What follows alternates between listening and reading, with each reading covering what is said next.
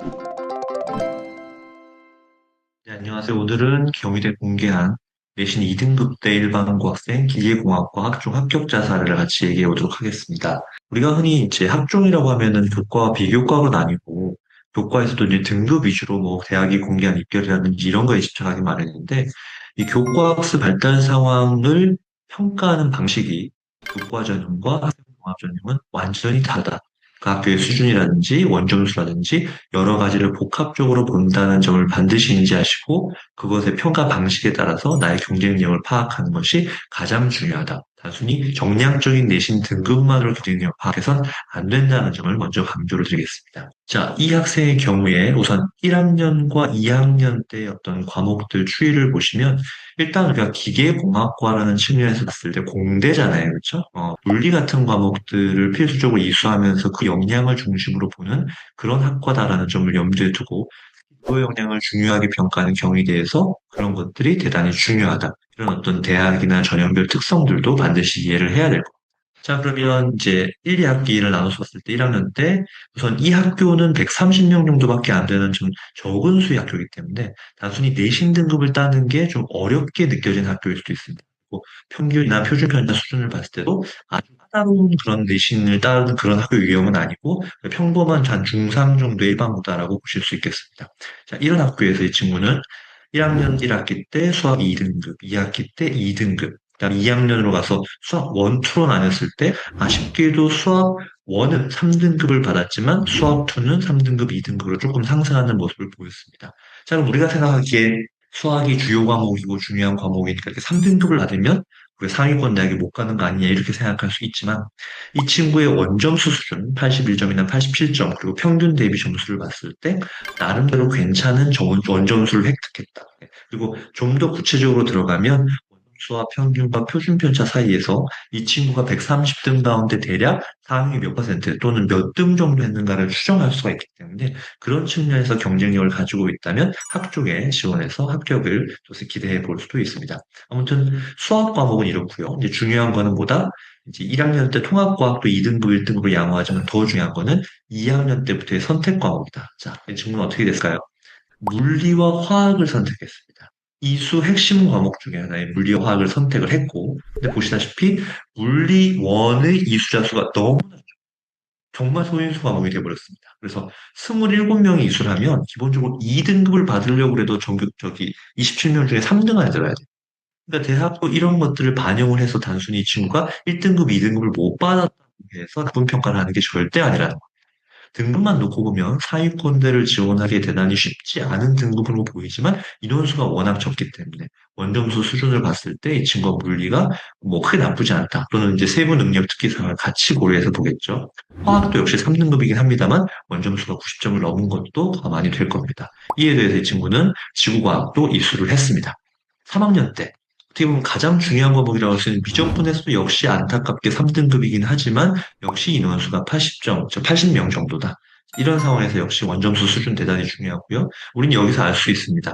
경희대라는 나름대로 상위권 대학에서의 공대를 지원하는데 미적분과 물리와 화학이 매우 중요한 핵심 과목임에도 불구하고 인원수라든지 원점수 측면에서 3등급이라는 핸디캡을 나름대로 괜찮게 평가받을 수 있구나. 이런 점들을 좀 이해할 수가 있습니다. 자, 그런데 우리가 또 관심을 가져야 될 부분은 3학년 때 주로 많이 선택하게 되는 진로 선택 과목인데요. 특히 근데 이 학교를 보면 1학년 때부터 수화탐이나 인공지능과 같은 의미 있는 과목들이 개설되어 있습니다. 그다음에 2학년 때 이 친구는 정보 처리 수학이나 인공지능 수학, 그다음에 물투 같은 과목들을 선택을 해서 이수했고요. 3학년 때는 자, 제가 항상 실험 과목들을 만약에 선택할 수 있다, 또는 공동교육권을 선택할 수 있다라고 하면 대단히 경쟁력이 있다라고 말을 합니다. 왜? 실제 교과서에서 배운 내용들을 확인하고 그걸 통해서 뭔가 깨달음을 얻는 것들이 세특히 기재된다라고 한다면 대학은 좀 더 과학자나 공학자로서의 실험 역량에서 좋은 점수를 줄 수 있기 때문이죠. 수강자 수가 적음에도 불구하고 적극적으로 선택하는 것을 추천을 드립니다. 자, 그래서 아까부터 본 것처럼 인원수가 대단히 적어요. 그렇지만 절대평가이기 때문에 여기서 중요한 거 대학은 뭘 본다? 평균 점수, 그리고 A 비율을 본다. A 비율이 만약에 이렇게 일반고에서 조금 퍼주는 경향이 있다라고 한다면 내가 단순히 80점을 넘어서 A를 받는 것만으로는 충분하지 않을 수 있기 때문에 반드시 여기서 높은 원점수를 기록해서 그 학교에서 내가 상당히 상위 클래스임을 보여주는 것이 진로 과목임에도 불구하고 학업 역량에 큰 영향을 미친다. 특히 전공 과목이라면 더더욱 그러하다라는 점을 좀 강조를 드리겠습니다. 그래서 작은 학교임에도 불구하고 의미 있는 과목들을 이렇게 이수를 했고 기하나 물투 같은 중요한 과목들을 인수하면서 여기서 양호한 원점수, 좋은 원점수를 기록했다는 것이 합격의 비결일 수 있겠습니다. 다음 창체 활동의 사례를 좀 보면요.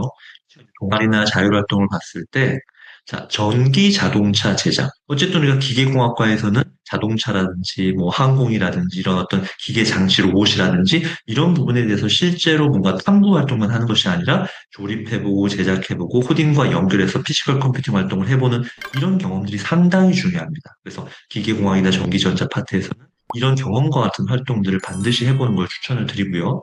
이 친구는 어쨌든 주행거리를 늘린다는 측면에서 전기 자동차를 제작해서 회생제동 같은 그런 개념들을 적용을 해서 탐구를 해보았습니다. 그래서 실제 회생제동 장치를 구성하면서 데이터 수집 분석을 하고 구체적으로 정말 많은 실험을 통해서 그럼 대학은 뭐죠? 와, 이 친구가 이 활동을 하기 위해서 정말 많은 시간과 노력을 쏟았겠구나 인정할 수밖에 없기 때문에 교과에 상응하는 그런 평가를 좋은 평가를 비교과에서 할 수 있게 되는 겁니다. 그래서 우리는 단순히 탐구 보고서 중심의 텍스트 중심의 활동보다는 실제 노력과 고민이 들어간 어떤 그런 과정이나 프로젝트들을 통해서 학교에서 좋은 평가를 받을 수 있다는 점을 이해할 수가 있습니다. 또한 2학년 자율활동에 보면 어떤 문제를 먼저 인식하고 그 문제를 해결하기 위해서 수학이나 과학에서 배웠던 이론들을 어떻게 적용할까 접근하는 모습을 보게 되는데 정말 대학이 좋아하는 그런 탐구 활동. 노이즈 캔슬링, 또 파장의 상세 간섭, 이 어떤 그 물리에서 배운 그런 내용들을 소음 문제를 해결하는 데 사용했다는 부분이고요. 당연히 이제 고등학생 입장에서 뭐 가설을 세우거나 계획한 대로 안 될 수 있겠죠. 어려움을 겪었지만, 그렇지만 발췌독을 하면서 독서를 통해서 또는 학술 자료를 통해서 원인을 찾고 또 그걸 반영해서 또 역시 실험을 15차례 진행하면서 책임감을 드러냈다. 결국 이 실험이 완벽하게 성공했느냐 그런 결과는 그렇게 중요하지 않습니다. 대학이 원하는 건 이 친구가 어떤 문제를 해결하기 위해서 실제로 배운 것들을 활용하면서 다양한 시도를 해본 그 노력을 칭찬하는 부분이기 때문에 단순히 결과가 성공했냐 실패했냐로 그 생기부고 세특이 좋냐 나쁘냐로 절대 판단하지 않는다는 거, 과정을 중요시한다는 걸 기억하시기 바랍니다. 3학년 역시 3주간의 프로젝트. 이 바쁜 3학년 기간에 정말 많은 시간을 들여서 의미 있는 실험을 했고 역시 시행착오를 겪었습니다만 그렇지만 결코 포기하지 않고 유의미한 결과를 나눴다. 그래서 이제 이런 어떤 사례들을 보더라도 어떤 주제를 통해서 이 친구가 기울인 노력과 시간이 중요한 평가를 받는다. 성공 실패는 나중 문제다. 이런 시도를 하는 것 자체에서 학종은 좋은 평가를 한다는 점을 알 수 있습니다. 과세특 몇 개를 보면 이제 가장 핵심 과목인 수학과 물리를 볼 수 있는데요. 이제 물리 2를 보면은요. 이제 역시 로켓과 관련된 부분들 이것도 이제 모빌리티니까 기계공학에 상당히 중요하죠. 각도에 따른 포물선 운동 분석이라는 주제의 탐구 활동을 벡터를 배우면서 이제 연계해서 했다라는 부분이고요. 실험을 반복했습니다. 근데 이 친구는 앞에서도 본 것처럼 반복해서 실험을 통해서 원하는 결과를 도출할 때까지 계속 끈기 있게 탐구하는 그런 성향을 드러낸 거죠. 그렇게 하면서 복잡한 계산도 포기하지 않고 또 고전 역학을 뛰어넘는 상대성 이론을 이해하려고 노력하고 이런 어떤 그 학술 자료와 또 실제 실험을 통해서 본인의 어떤 그 문제 해결을 위한 또 답을 도출하기 위한 노력들이 물투, 태특에서 잘 드러났고 또 진로 과목에서 이런 것들이 대단히 중요한. 그다음에 미적분 같은 경우에는 아까 3등급을 받았지만 거기 자체에서 이제 우리가 인원수가 적은 걸 반영이 됐겠지만 세특도 당연히 중요하게 보겠죠. 그런데 미적분 세특임에도 연관된 그런 과학 과목을 융합시켜서 거기서 배운 것들을 적분이랑 어떻게 응용을 시킬까? 융합적 학습 능력을 발전시켰고, 로켓과 관련된 독서, 그리고 기술적인 부분들, 이런 것들, 거기서 이제 로켓 방정식에서 발생할 수 있는 여러 가지 변수들을 계획하고, 또 심지어 파이썬이나 이런 코딩을 이용해서 어떤 계산식을 구현해 보는 어떤 노력들. 사실 고등학생 입장, 일반고 고등학생 입장에서 어떤 프로그램을 구현한다고 했을 때 퀄리티가 상당히 높진 않을 수 있습니다. 어떤 라이브러리에서 추출하거나 어떤 뭐 실험에서도 키트를 이용하거나 그런 어떤 샘플들을 활용할 수 있지만 그런 시도를 하고 거기서 나름대로 본인이 결과를 도출하려는 노력들 이런 것들이 결국 진로 역량과 탐구 영역에서 좋은 평가를 받을 수 있다는 사실을 우리는 이해할 수 있습니다. 자, 그래서 이제 이 영상을 통해서 우리는 경희대라는 특정한 샘플이긴 하지만 진로 역량과 탐구 역량을 대단히 중요하게 보는 경희대 네오르네상스의 특징 봤을 때 이런 방식으로 우리가 내신이 1등급대가 아니더라도 또는 주요 과목에서 심지어 3등급대가 나오더라도 우리 학교의 여건에서 이런 방식으로 세특이나 창시 활동을 엮었을 때 상위권대 학종에서 합격의 기쁨을 누릴 수 있다는 사실을 확인할 수 있습니다.